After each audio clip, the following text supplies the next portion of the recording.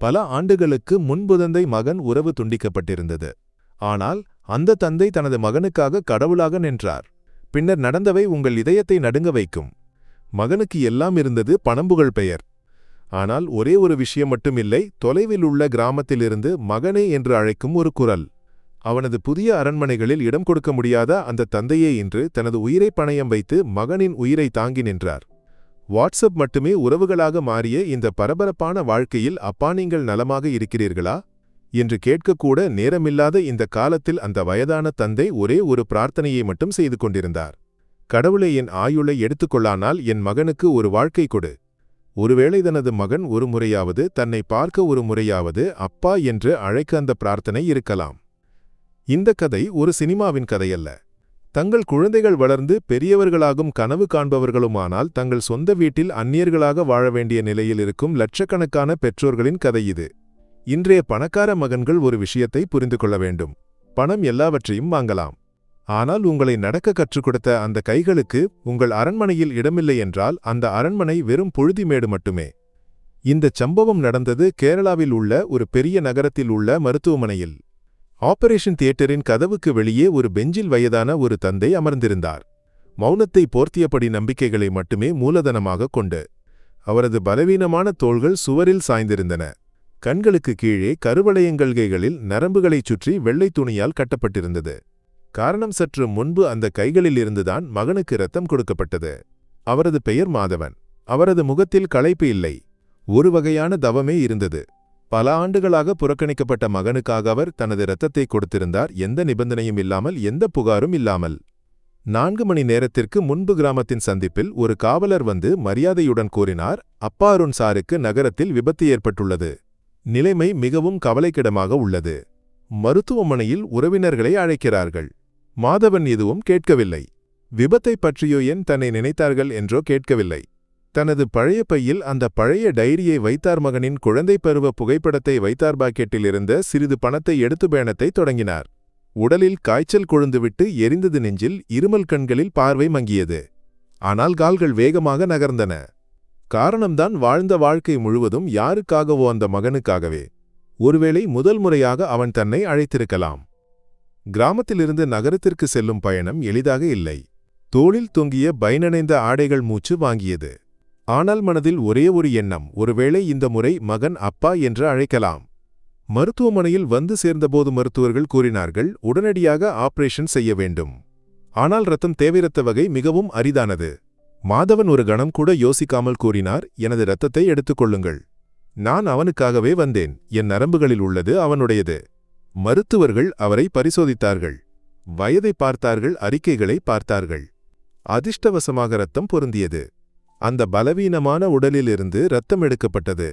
எலும்புகளை விடவும் மகனுக்காகவே உள்ள பிரார்த்தனைகள் அவரது உடலில் அதிகமாக பாய்ந்தன. இப்போது அவர் ஆபரேஷன் தியேட்டருக்கு வெளியே அமர்ந்திருந்தார். முகத்தில் களைப்பு, ஆனால் கண்களில் ஒரே ஒரு எண்ணம், அவன் பிழைப்பானா? அவரது மனதில் மற்றொரு கேள்வியும் இருந்தது, அதை யாரிடமும் சொல்லவில்லை. ஆனால் இதயம் அதை மீண்டும் மீண்டும் உரைத்தது, இந்த முறையாவது அவன் என்னை பார்ப்பானா? ஆபரேஷன் தியேட்டரின் விளக்கு இன்னும் எரிந்து கொண்டிருந்தது. உள்ளே மருத்துவர்கள் உயிரை காப்பாற்ற முயற்சித்துக் கொண்டிருந்தார்கள். வெளியே ஒரு தந்தை ஒவ்வொரு மூச்சிலும் தங்கள் உறவு மீண்டும் ஒன்றாகும் என்று பிரார்த்தித்துக் கொண்டிருந்தார். ஆபரேஷன் தியேட்டரில் இயந்திரங்களின் ஒலி எதிரொலித்தது. ஆக்சிஜன் மாஸ்கின் கீழே ஒரு முகம். இதுவரை பணத்திலும் வேகத்திலும் வாழ்ந்த முகம். இன்று மரணத்திலிருந்து ஒரு மூச்சுத் தொலைவில். அருண் ஒரு கிராமத்தின் மண்ணில் வளர்ந்த ஒரு சாதாரண இளைஞன். ஆனால் இப்போது நகரத்தில் அறியப்பட்ட ஒரு வணிக ஐகான். விலையுயர்ந்த உடைகள், பளபளக்கும் கார்கள், கிளப்புகளில் பார்ட்டிகள். அப்பா போன்ற வார்த்தைகள் சினிமாக்களில் மட்டுமே கேட்கப்படும் ஒரு உலகத்தை அவன் தேர்ந்தெடுத்தான். பெற்றோர்கள் புகைப்படங்களில் மட்டுமே இருக்கும் ஒரு உலகம். அவன் நகரத்தின் கல்வியறிவு மிக்க நாகரிகமான பிரியாவை மணந்தான். அவள் ஒருமுறை கூட கேட்கவில்லை அருணின் பெற்றோர்கள் யார் என்று. அருணும் அதை ஒரு முறை கூட சொல்ல வேண்டியதில்லை என்று நினைத்தான். திருமணத்திற்கு அழைப்பிதழ்கள் நெருங்கிய நண்பர்களுக்கு மட்டுமே அனுப்பப்பட்டன. கிராமத்தின் மண்ணும் வயதான தந்தையின் முகமும் அந்த பளபளப்பான திருமண மண்டபத்தில் இடம்பெறவில்லை. மாதவனுக்கு திருமண விஷயம் ஒரு உறவினர் மூலமாக மிகவும் தாமதமாகவே தெரிந்தது. அழைப்பிதழில் அவரது பெயர் இல்லை. ஆனால் அவர் அதை பத்திரப்படுத்தி வைத்தார். அந்த இரவு அவர் விளக்கு ஏற்றி பாயாசம் செய்து கிராமத்து குழந்தைகளுக்கு கொடுத்தார். என் மகன் பெரிய ஆளாகிவிட்டான். அவனது பெயர் பத்திரிகைகளில் வரத் தொடங்கியது என்று கூறினார். சில இரவுகளில் மொட்டை மாடியில் அமர்ந்து அவர் பழைய ஆல்பத்தை பார்த்தார். அதில் அருணின் குழந்தை பருவ புகைப்படங்கள் இருந்தன. ஒருமுறை பள்ளிப்பையை கழுத்தில் மாட்டி ஒருமுறை சேற்றில் சைக்கிள் ஓட்டி. ஒவ்வொரு புகைப்படத்தையும் பார்க்கும்போது அவரது கண்கள் ஒரே ஒரு விஷயத்தைச் சொன்னது: நீ இல்லாமல் இந்த வீடு ஒரு வீடு இல்லை மகனே. அவர் நினைவு கூர்ந்தார். அருண் முதல் முறையாக வேலை கிடைத்தபோது கூறினான், அப்பா, நீங்கள் கிராமத்திலேயே இருங்கள். நகரம் உங்களுக்கு பொருத்தமாக இருக்காது. பின்னர் படிப்படியாக தொலைபேசி அழைப்புகளும் நின்று போயின. எல்லா பண்டிகைகளுக்கும் மாதவன் பாயாசம் செய்தார். ஒருவேளை இந்த முறை அவன் வருவான் என்ற நம்பிக்கையில். ஆனால் அருண் வரவில்லை. ஒருமுறை அவருக்கு உடல்நிலை மிகவும் மோசமாக இருந்தபோது நடுங்கும் கைகளால் அழைத்தார். தொலைபேசி எடுக்கப்படவில்லை. காரணம், அப்போது அருண் ஒரு கிளப்பில் பார்ட்டி கொண்டாடிக் கொண்டிருந்தான்.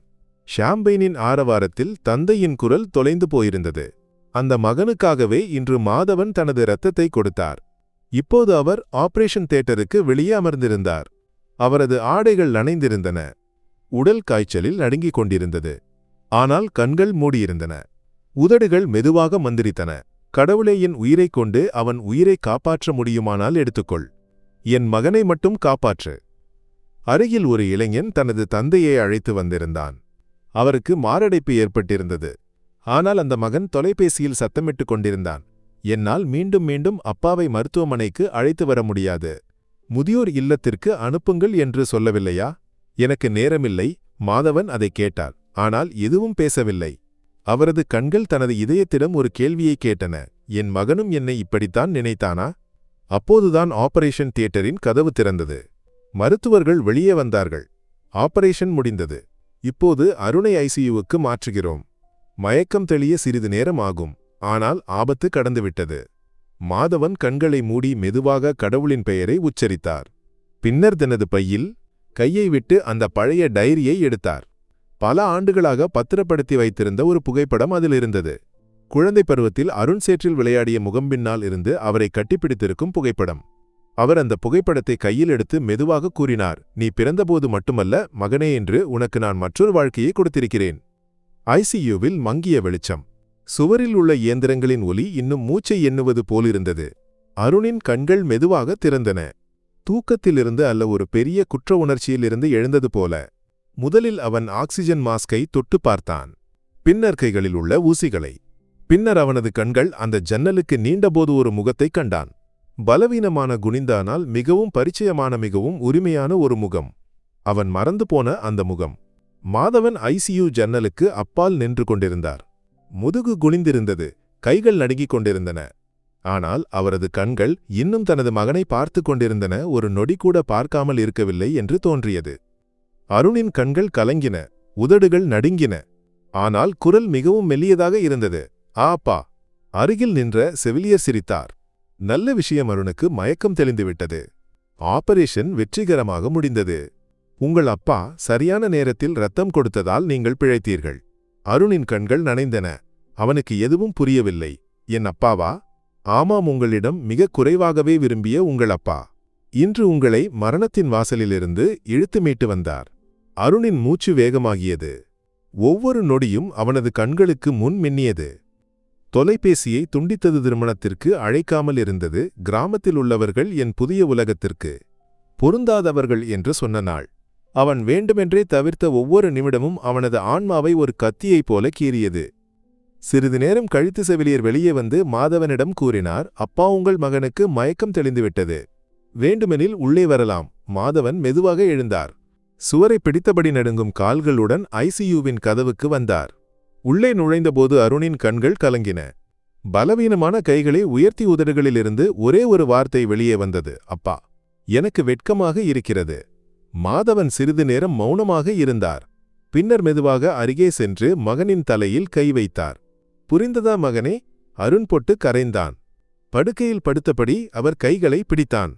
குழந்தை பருவத்தில் பயந்தபோது பிடித்திருந்தது போல. மாதவன் கண்களை மூடி மெதுவாக கூறினார், இப்போது விரைவில் குணமாகு மகனே. நீ இல்லாமல் இந்த உலகம் முழுமையற்றது. என் வாழ்க்கையும். ஐசியூ அறை இப்போது முன்பு போல் இல்லை. சில மணி நேரங்களுக்கு முன்பு ஒரு மகன் மரணத்துடன் போராடிய இடத்தில் இப்போது ஒரு தந்தையின் அன்பின் வெப்பம் நிரம்பியிருந்தது. சிறிது நேரம் கழித்து சூழல் அமைதியான போது மாதவன் தனது பையிலிருந்து அந்த பழைய டைரியை எடுத்தார். ஒவ்வொரு பயணத்திலும் நெஞ்சோடு சேர்த்து வைத்திருந்த டைரி. மெதுவாக கூறினார், மகனே, நீ தொலைவில் சென்றபோது நான் பேசுவதை நிறுத்தி எழுதத் தொடங்கினேன். அருண் நடுங்கும் கைகளுடன் அந்த டைரியை திறந்தான். முதல் பக்கம், இன்று முதல் முறையாக உன்னை பள்ளிக்கு அனுப்பிவிட்டு திரும்பி வர கற்றுக்கொண்டேன். என் கையை விட்டபோது என் மூச்சும் நின்றது போலிருந்தது. இரண்டாவது பக்கம், நீ முதல் முறையாக என்னிடம் கேட்டபோது அப்பா வாழ்க்கையில் என்ன செய்தீர்கள் என்று அன்று முதல் நான் சாப்பிடும் உணவுக்கு ருசியில்லாமல் போனது. மூன்றாவது பக்கம், திருமண அழைப்பிதழ் வேறொருவர் கையில் இருந்து கிடைத்தது. நான் முற்றத்தில் விளக்கு ஏற்றினேன். ஆனால் மொட்டை மாடிக்கு எந்த வெளிச்சமும் வரவில்லை. ஒவ்வொரு வார்த்தையும் அவனது இதயத்தில் ஆழமாக பதிந்தது. அருண் இப்போது அழவில்லை. அவன் உடைந்து போயிருந்தான். தன்னிடமே தோல்வியடைந்து போயிருந்தான். அப்பா, இவையெல்லாம் ஏன் எழுதினீர்கள் என்று நடுங்கும் குரலில் கேட்டான். மாதவன் பதிலளித்தார், அதனால்தான் மகனே, நீ கேட்கத் தயாராக இல்லாதபோது நான் காலத்திடம் பேச கற்றுக்கொண்டேன். பின்னர் அவர் அந்த புகைப்படத்தை அவனிடம் கொடுத்தார். சேற்றில் புரண்டுகையில் கயிறு வைத்து ஒரு சிறிய அருண் பின்னால் இருந்து தந்தையை கட்டிப்பிடிக்கும் புகைப்படம். அருண் அதை நெஞ்சோடு சேர்த்து பிடித்தான். முதல் முறையாக உரத்த குரலில் அழுதான். அப்பா, நான் மிகப்பெரிய பணக்காரனாகிவிட்டேன். ஆனால் உங்களை இழந்தபோது நான் மிகப்பெரிய ஏழையாக மாறிவிட்டேன். மாதவன் அவனது தலையில் முத்தமிட்டார். இப்போது உன்னை பெற்றுவிட்டேன் மகனே. இப்போது எனக்கு எதுவும் வேண்டாம். அந்த மருத்துவமனையின் ஐசியூவில் இப்போது இயந்திரங்கள் மட்டும் இயங்கவில்லை. மௌனமே அதிகமாக இயங்கியது. ஒரு மகனின் வலியும் ஒரு தந்தையின் மன்னிப்பும், ஒருவரையொருவர் கட்டிப்பிடிக்கும் மௌனம். அருண் இப்போது அமைதியாக இருந்தான். எல்லாவற்றையும் சொல்லியது போல, எல்லாவற்றிற்கும் பதில் கிடைத்தது போல. அவன் தந்தையின் கைகளை இறுக்கமாக பிடித்திருந்தான். பல ஆண்டுகளுக்கு முன்பு விரல்களை பிடித்து பள்ளிக்கு சென்றது போல. மருத்துவர்கள் சுற்று வந்தார்கள். 2 வாரங்கள் ஓய்வு தேவை. இங்கு அருகில் உள்ள எந்தவொரு பிளாட்டில் தங்குவது நல்லது. அருண் உடனே கூறினான், நான் மருத்துவமனைக்கு அருகில் ஒரு பிளாட் புக் செய்கிறேன். இனி என் அப்பாவும் என்னுடன் இருப்பார். மருத்துவர்கள் சிரித்தார்கள். இப்போது அருண் விரைவில் குணமாகிவிடுவார். காரணம், இப்போது மருந்துகள் மட்டுமல்ல, ஒரு உறவின் வெப்பமும் கிடைக்கும். மாதவன் எதுவும் பேசவில்லை. தனது பையில் உள்ள பழைய செருப்புகளை பார்த்து சிந்தித்தார். ஒருவேளை இந்த பயணம் இனி எளிதாக இருக்கலாம். அடுத்த 2 வாரங்களுக்கு அருணும் மாதவனும் அந்த சிறிய பிளாட்டில் ஒன்றாக தங்கினர். அருணின் தேவைகளை பார்ப்பதில் மாதவன் எந்த குறையும் வைக்கவில்லை. அருண் ஒவ்வொரு நாளும் தனது தவறுகளை திருத்த முயற்சித்துக் கொண்டிருந்தான். ஒரு நாள் சூடான பாலில் துளசி போட்டு அப்பா கொண்டு வருவார். ஒரு நாள் அருணுக்கு பிடித்த பழங்களை சந்தையிலிருந்து வாங்கி வைப்பார். இது ஒரு உறவின் புதிய தொடக்கமாக இருந்தது. புகார்கள் இல்லாமல் உணர்வுகளை மட்டுமே மூலதனமாக கொண்டு இருவரும் ஒருவரையொருவர் புரிந்து கொள்ள முயற்சித்தனர். 2 வாரங்கள் கழித்து விடுவிக்கப்படும் நாளன்று செவிலியர் பில் கொடுத்தபோது அருண் பார்த்தான். பெயருக்கு கீழே இவ்வாறு எழுதப்பட்டிருந்தது, கூடவே தந்தை ஸ்ரீ மாதவன். அந்த வரியை பார்த்தபோது அருண் ஒரு ஆழ்ந்த மூச்சு எடுத்தான். பின்னர் புன்னகைத்தபடி தந்தையை பார்த்து கூறினான், இப்போது வீட்டிற்கு போகலாம் அப்பா. மாதவனின் முகத்தில் ஒரு புன்னகை பூத்தது. 100 இரவுகளும் 1000 வெறுமையான விஷு பண்டிகைகளும் எண்ணற்ற காத்திருப்புகளும் அந்த புன்னகையில் ஒரு நொடியில் உருகி ஒன்றாகிவிட்டன. அவர் தலையில் கை வைத்து கூறினார், இப்போது நீ சொன்னதால் நான் வருகிறேன். இல்லையென்றால் இந்த வீட்டின் பூட்டுகளை நான் போட்டிருக்கவில்லை. 2 நாட்கள் கழித்து கிராமத்தின் அதே பழைய மண்பாதையில் ஒரு பளபளப்பான கார் மெதுவாக வந்து நின்றது. அருகில் விளையாடிக் கொண்டிருந்த குழந்தைகள் கூவினார்கள், அருண் அண்ணா வந்துவிட்டார், கூடவே அப்பாவும் இருக்கிறார். அருண் காரிலிருந்து இறங்கினான். முதலில் அந்த மண்ணை பார்த்தான். தனது வளர்ச்சிக்கு ஒரு தடையாகவே அவன் அதை கருதியிருந்தான். ஆனால் இன்று அந்த மண் அவனது கால்களைச் சுற்றி அணைத்தது. திரும்பி வருவதற்கு நிறைய தாமதமாகிவிட்டது, ஆனால் இப்போதும் தாமதமாகவில்லை என்று சொல்வது போல. கதவில் பூட்டு இல்லை. அருண் கேட்டான், அப்பா ஏன் பூட்டு போடவில்லை? மாதவன் சிரித்தார். மகனே, பூட்டுகள் திரும்பி வருவதற்கு நம்பிக்கை இல்லாத வீடுகளில்தான் போடப்படுகின்றன. உள்ளே அதே பழைய வீடு. சுவர்கள் இன்னும் சற்று தாழ்ந்திருந்தன. கூரையிலிருந்து வெளிச்சம் வடிந்து வந்தது. ஆனால் மூலையில் உள்ள அந்த பழைய மரநாற்காலி அப்படியே இருந்தது. அருண் குழந்தை பருவத்தில் கணிதம் பயின்ற இடம். அருண் அந்த நாற்காலிக்கு அருகே சென்று ஒரு சுவரில் பார்த்தான். மண்ணால் எழுதப்பட்டிருந்தது, அருண் முதல் வகுப்பு முதல் இடம். அவன் மெதுவாக விரலால் அதை தொட்டான். அந்த எழுத்து மங்கிவிட்டிருந்தது. ஆனால் அந்த உணர்வு அப்படியே இருந்தது. அப்பா, இதை நீங்கள் ஒரு முறை கூட அழிக்கவில்லையா? மாதவன் மெதுவாக கூறினார், நீ அழித்துவிட்டாய் மகனே, இது உனது கையெழுத்து இல்லை. அருண் அங்கே முட்டி விழுந்தான். பொட்டு கரைந்து அழுதபடி கூறினான், அப்பா, நான் நிறைய தாமதமாகிவிட்டேன். உங்களுக்கு என்னை மன்னிக்க முடியுமா? மாதவன் அவனை கட்டிப்பிடித்தார். நீ திரும்பி வந்துவிட்டாய் மகனே, இனி எல்லாம் மன்னிக்கப்பட்டுவிட்டது. அந்த இரவு கிராமத்தில் ஒரு உற்சவமோ பூஜையோ ஆரவாரமோ இல்லை. ஆனால் ஒவ்வொரு வீட்டிலும் விளக்குகள் ஏற்றப்பட்டிருந்தன. காரணம், கிராமத்தின் மகன் திரும்பி வந்துவிட்டான். ஒரு தந்தையின் வெறுமையான வீட்டில் மீண்டும் வெளிச்சம் பரவியது. இரவின் குளிர்ந்த காற்று கிராமத்தின் சுவர்களை அல்ல இதயங்களை தொட்டது. முற்றத்தில் மாதவன் ஒரு பழைய நாற்காலியில் அமர்ந்தார். முன்னால் அவனது மகன் அருண் முதல் முறையாக அவரது காலடியில் அமர்ந்தான். தலையை காலில் வைத்து. பல ஆண்டுகளின் தூரம் ஒரு தொடுதலால் மறைந்தது போல. வீட்டில் எதுவும் மாறவில்லை. பழைய கடிகாரம் இன்னும் நேரத்தில் நின்று போயிருந்தது. கூரையிலிருந்து தண்ணீர் இன்னும் ஒரு வாளியில் விழுந்து கொண்டிருந்தது. ஆனால் இப்போது அந்த வீட்டில் ஒரு உறவு மூச்சுவிடத் தொடங்கியிருந்தது. உலகில் எந்த பணத்தாலும் வாங்க முடியாத ஒரு உறவு. அந்த இரவு அருண் அறையில் தனியாக அமர்ந்து ஜன்னல் வழியாக வெளியே பார்த்து கொண்டிருந்தான். பின்னர் மெதுவாக எழுந்து அந்த டைரியை திறந்தான். இப்போது அவனது மிகப்பெரிய சொத்தாக மாறிய டைரி. கீழே உள்ள வெற்று பக்கத்தில் முதல்